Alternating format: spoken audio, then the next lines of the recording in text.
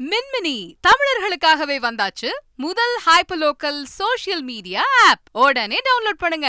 பற்றிய மேலும் விவரங்களை செய்தியாளர் ராஜா வழங்கிடலாம். வணக்கம் ராஜா, இது அரசியல் வட்டாரத்தில் எப்படி பார்க்கப்படுகிறது, அது குறித்து? வணக்கம். நிச்சயமாக பீகாரில் நிலவும் அரசியல் சூழ்நிலை தற்போது இந்தியா கூட்டணியை பாதிக்குமா என்பது ஒரு கேள்விக்குறியா இருக்கிறது. நிதிஷ்குமார் பதவியை ராஜினாமா செய்துவிட்டு பிறகு பாஜகவுடன் கூட்டணி அமைத்து மீண்டும் முதல்வர் ஆவார் என்று கூறப்படுகிறது. தற்போது ஆளுநர் மாளிகைக்கு அவர் சென்றிருக்கிறார். இதற்கு முன்பு ஒரு புறம் பாஜக எம்எல்ஏக்கள் ஆலோசனை கூட்டமும் அதே போல் ஜேடியு எம்எல்ஏக்கள் ஆலோசனை கூட்டமும் நடைபெற்றது. ஜேடியு எம்எல்ஏக்களை பொறுத்தவரை நிதிஷ்குமார் முதல்வர் நிதிஷ்குமார் எடுக்கும் எந்த முடிவுக்கும் நாங்கள் ஒத்துக்கொள்ள போகிறோம் என்று அவர்கள் தரப்பு கருத்தாக இருக்கிறது. இருந்தாலும் அங்கே என்ன முடிவு, அவர் ராஜினாமா செய்ய போகிறாரா என்பது குறித்து இன்னும் தகவல்கள் வெளியாகவில்லை. அவர் ஒருவேளை ராஜினாமா செய்து பாஜகவுடன் இது கூட்டணி அமைத்து மீண்டும் முதல்வர் ஆகும் பொழுது இந்தியா கூட்டணிக்கு ஒரு சிறிய பின்னடைவாக பார்க்கப்படும். ஏற்கனவே மேற்கு வங்கத்தில் மாநிலத்தில் தனித்து போடுவதாக மம்தா பானர்ஜி தெரிவித்திருக்கிறார். பஞ்சாபில் அதே போல் இந்தியா கூட்டணி இல்லாமல் அங்கேயும் ஆம் ஆத்மி தனித்து போடுவதாக அறிவித்திருக்கிறது. இதே போல் இந்த சூழ்நிலை இருக்கும் பொழுது அது சற்று பின்னடைவாக ஏற்படக்கூடும். மேலும் இவர் நிதிஷ்குமாரை சமாதான முயற்சியில் காங்கிரஸ் பல்வேறு தரப்பில் பேச்சுவார்த்தை எல்லாம் நடந்த பேச்சுவார்த்தை எல்லாம் தோல்வியிலிட்டதாக கூறப்படுகிறது. இன்னும் ஆனால் அவருடைய முடிவு இன்னும் வெளியாகவில்லை.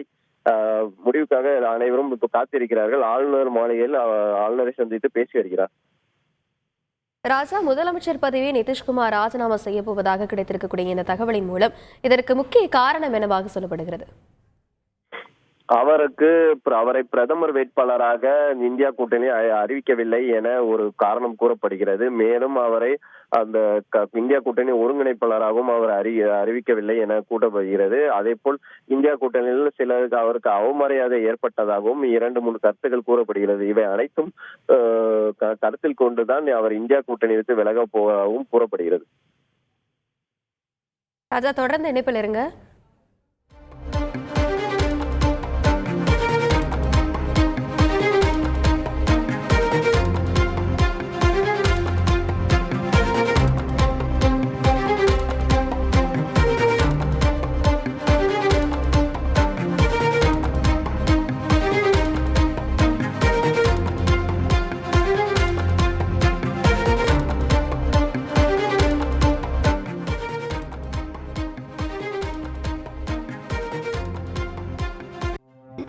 தற்போது கிடைத்திருக்கக்கூடிய அண்மை செய்தி என்னவென்றால், பீகார் முதலமைச்சராக நிதிஷ்குமார் ராஜினாமா செய்திருக்கிறார். இது பற்றிய மேலும் விவரங்களை செய்தியாளர் ராஜா வழங்கியிருக்கலாம். வணக்கம் ராஜா, செய்தி குறித்து முழுவதும்.